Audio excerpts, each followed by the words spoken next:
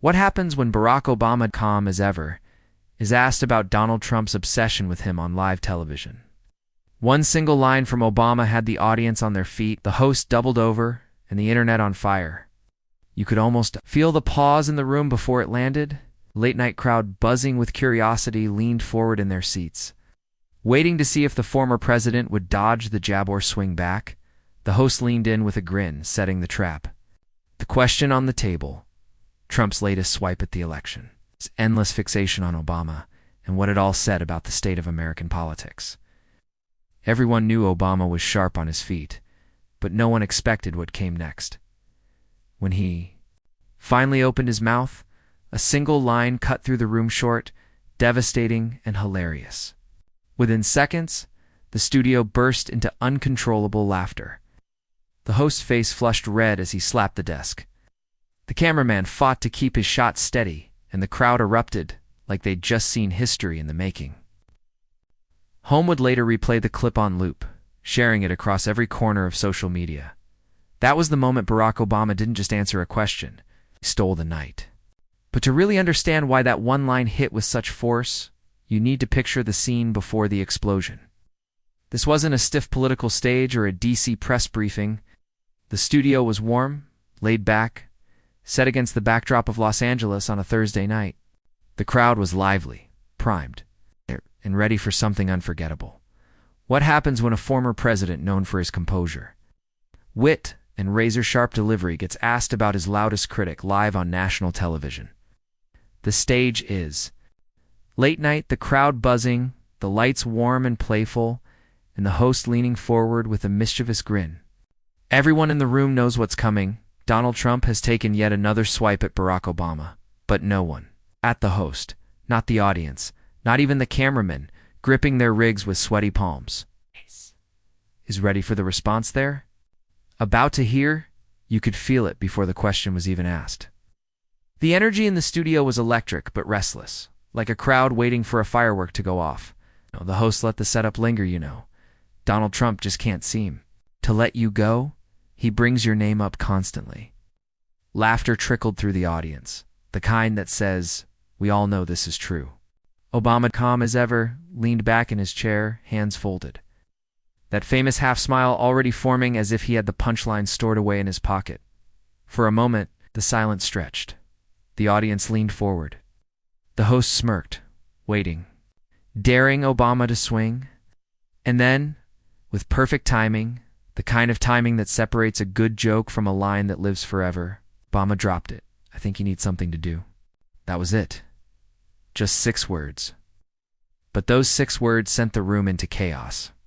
The host doubled over, his hands slapping the desk, his face flushed red with laughter. The audience erupted, clapping, stomping, some nearly falling out of their seats. The cameraman visibly shook as the lens bobbed up and down, trying to keep Obama centered while fighting off his own laughter. It was the kind of moment that wasn't just funny, it was surgical. Perfect clapback, precise and devastating. Delivered with the kind of restraint only Obama could pull off. Here's the thing. It wasn't just what he said. It was how he said it. His tone was light, casual, almost offhand, like he was commenting on the weather or reminding someone to grab milk on their way home. No bitterness, no anger, not even a raised voice. It's just calm amusement like Trump's. Obsession with him was less of an insult and more of a running gag. That's what made it sting. Obama didn't just brush Trump off. He reduced him to a man with too much free time on his hands. The audience caught it instantly. They weren't just laughing at the joke. They were laughing at the power shift. In that moment, Trump, the man who thrives on attention, who dominates headlines with his bombastic style, was framed as restless, needy, and worst of all, irrelevant. Social media lit up within minutes. Before the clip had even finished airing, snippets were being recorded on phones, uploaded to Twitter and TikTok with captions like, "Obama just ended Trump in 6 words and masterclass in shade." By the time the show wrapped, the clip was already climbing into the hundreds of thousands of views and millions. But inside the studio, all anyone could focus on was the immediate aftermath. The host tried to recover, but every time he looked at Obama's calm expression, the laughter started again. The crowd was clapping in unison, some chanting, "Obama, Obama," as if they were at a rally instead of a comedy show. Even the band had to vamp to fill the noise while the laughter refused to die down. Obama, meanwhile, sat with the same relaxed composure he had started with.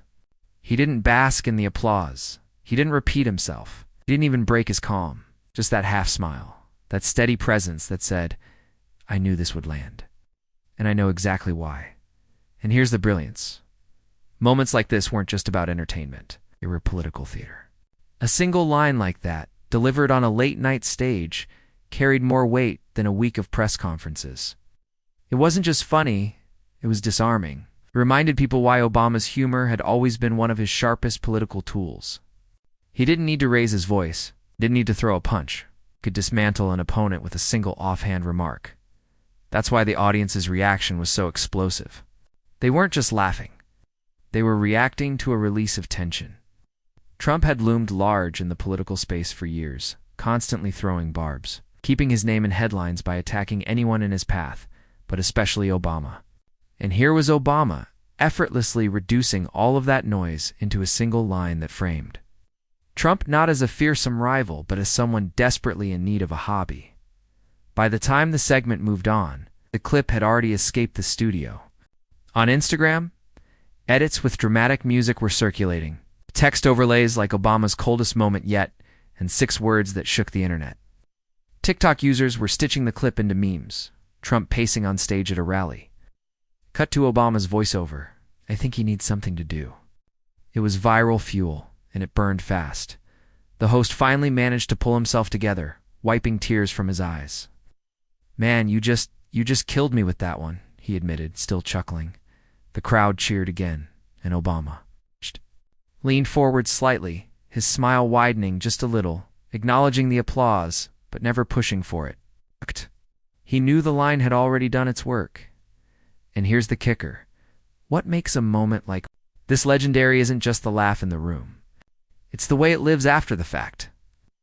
The clip would be replayed endlessly, analyzed by commentators, written about in blogs, and shared across platforms. For Trump, it was another line added to the long list of late-night burns.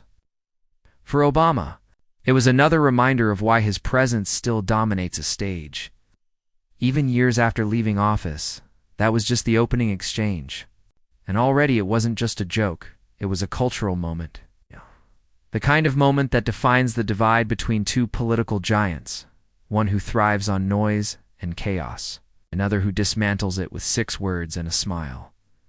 The studio was still buzzing from Obama's opening jab, that perfectly timed line that reduced Trump to a man who needs something to do. But here's the thing about moments like this. They don't just fade, they linger, they echo, they set the stage for what comes next.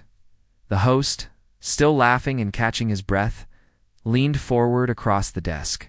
"So, you're telling me," he grinned, "this man wakes up in the morning, thinks about you, goes to bed at night, still thinking about you, and your only reaction is that he needs a hobby?" The crowd roared again. Colma chuckled, nodding, slightly like a teacher amused by a student who can't stop misbehaving. And then, with that calm delivery that only made the burn sharper, he added, "Well, look, if mentioning my name helps him get through the day, then I'm glad I can provide that service." Another explosion of laughter, another wave of applause. It was masterful, not just a dismissal, but a reframing. Obama wasn't just brushing Trump off. He was rebranding Trump's obsession as charity work. Like he was doing the man a favor by existing. The host leaned back, smacking his desk again, shaking his head in disbelief. "Oh my God," he said between laughs. "That's cold. That is cold."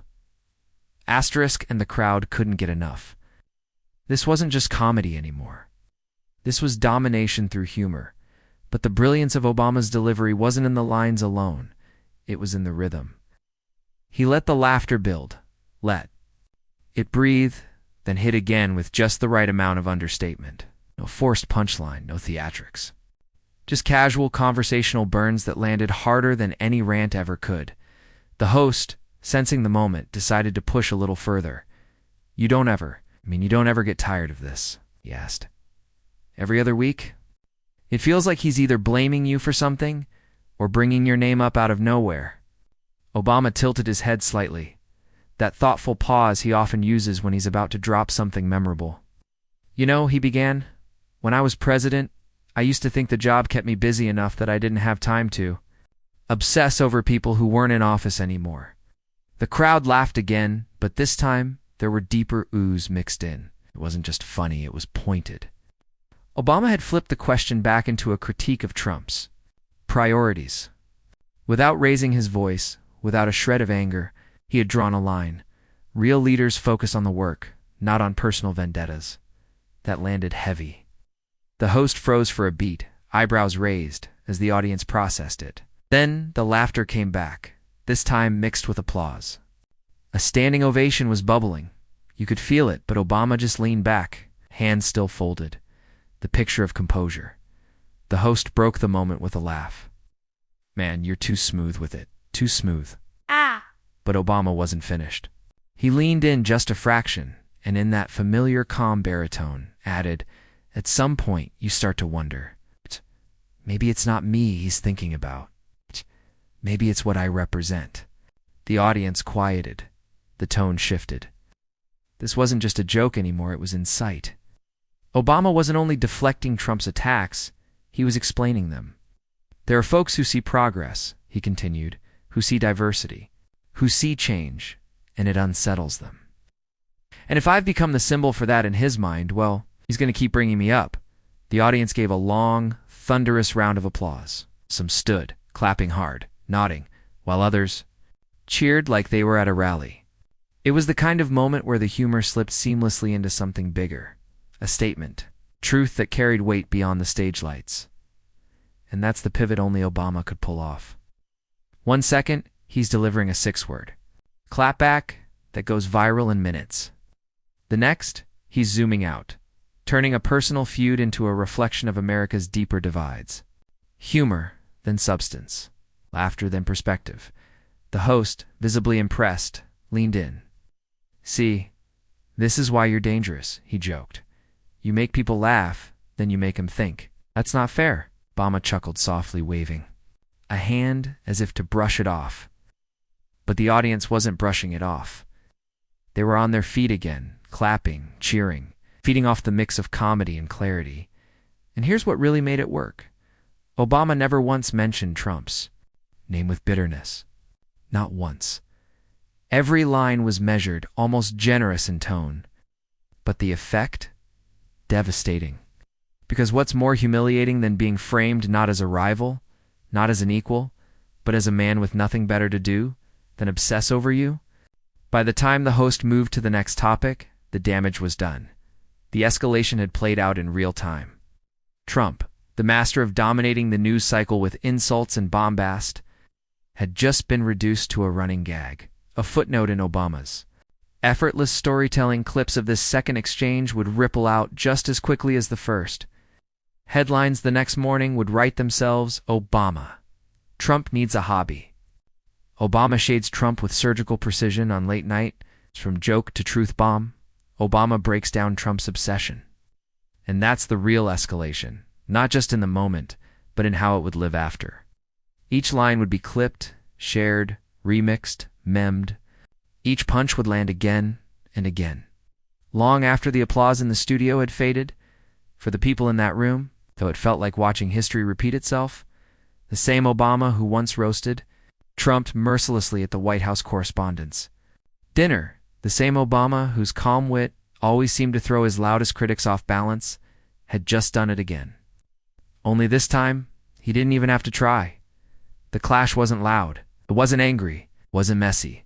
It was clean, precise, and devastating, and that's why it worked. The segment could have ended there. It would have already been legendary. But the beauty of live TV is that once the moment takes off, it creates its own momentum. The host knew it. The audience knew it. And Obama, he definitely knew it. He had just taken Trump, a man who thrives on drama, who fuels entire news cycles with a single insult, and turned him into the punchline of a joke so simple, so dismissive, that it stripped away the bluster. But here's where things got interesting.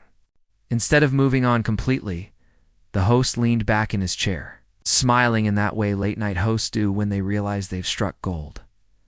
"So let me ask you this," he said, holding his hands out like he was about to referee something. "If he's obsessed with you, does that mean you're living rent-free in his head?" The crowd roared again. Obama gave the smallest smirk, tilting his head, and replied, "Well, I haven't sent him a bill yet. That was it. That was the kill shot." The audience howled, stomping their feet, slapping their desks. Some people literally stood up, waving their arms. The host nearly fell out of his chair, clutching his chest from laughing too hard. It was the kind of line that wasn't just funny, it was humiliating. Because in one sentence, Obama turned Trump's entire fixation into a joke about unpaid rent. And once you're the subject of that kind of metaphor, it sticks. It's not just a burn for the night. It's the kind of thing that becomes shorthand, a way for people to talk about you for months, even years. But here's the twist. After the laughter settled, Obama didn't linger on it. He didn't pile on. He let the joke breathe, then shifted gears again, moving from comedy to perspective, the way only he can. "Look," he said, more serious now, jokes aside, "we've got big challenges in this country. People are worried about their jobs, their kids' education, the cost of health care. And the last thing they need is politicians wasting time picking fights that don't solve any of that." Nice. Quieted, nodding. This wasn't just entertainment anymore, it was a reminder of the bigger picture. Obama had managed to both destroy Trump with humor and pivot into substance. Framing himself as the adult in the room, the host nodded along, clearly impressed. "So you're saying the obsession is a distraction?" Obama gave that thoughtful pause again. "It's politics as theater, and hey, theater has its place. But people deserve leaders who are focused on them, not on settling old scores." That landed hard. Applause filled the room again, this time more solemn, more resonant. It wasn't. The raucous laughter of before it was approval, agreement, and that's when the host did what great hosts do. He stepped back, letting the guest own the stage. Obama wasn't just a former president cracking jokes anymore. He was back in his element, commanding attention, setting the tone, reminding everyone why his words carried so much weight. The fallout in real time was obvious. The audience had already shifted their perception. Trump wasn't just the butt of a joke. He was the symbol of pettiness. Obama wasn't just delivering burns, he was embodying composure. The contrast couldn't have been clearer now. Outside that studio, the ripple effect would be massive. Within hours, clips of the exchange would flood social media. Memes of Obama, living rent-free in Trump's head, would pop up on Twitter, Instagram, TikTok. Late-night shows would replay the segment, adding their own commentary. Headlines would blast across the morning cycle. Obama destroys Trump with rent-free burn former president, shades Trump. I haven't sent him a bill yet. Obama mixes humor. And substance and brutal late-night takedown cable news would dissect it. Supporters would cheer it. Critics would scramble to spin it. And through it all, the image would remain. Obama.com, witty, focused on the big picture. Trump reduced to a man desperate for attention, mocked not with anger, but with laughter. And that's the thing about laughter. It's the one weapon Trump can't fight. He can throw insults. He can dominate headlines, but he can't control how people laugh at him. And when someone like Obama delivers the laugh, it carries extra sting. The host, sensing the weight of the moment, wrapped it up perfectly. "Well, I gotta say, if you're providing him with free rent, at least the rest of us are getting free comedy out of it." The audience clapped again, the energy high, the balance of power on full display. Obama leaned back, smiling, not needing to say another word. And that's how the clash ended. Not with shouting, not with chaos, but with a clean, decisive humiliation. Here's what it really means. Trump built his political brand on being the loudest voice in the room, the guy who always gets the last word. But in this moment, he didn't get a word at all. Obama had turned his obsession into a punchline, dismantled his credibility with humor, and then pivoted to show what real leadership sounds like. The fallout isn't just about one night on a talk show. It's about perception. Oh, yeah. Every time Trump brings up Obama's name now, people will hear the echo of that line. I haven't sent him a bill yet. Every mention becomes a reminder that he's the one stuck in the past, while Obama is the one moving forward, and that's the brilliance of it. This wasn't just a clapback. It was a reframing of the entire dynamic. Obama didn't just win the exchange, he redefined the terms of the fight. Now, here's the call to action. Moments like this remind us that leadership isn't about who can yell the loudest or dominate a headline for a day.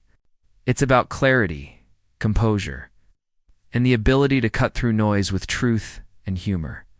So here's the challenge for all of us watching. Don't just laugh and scroll on.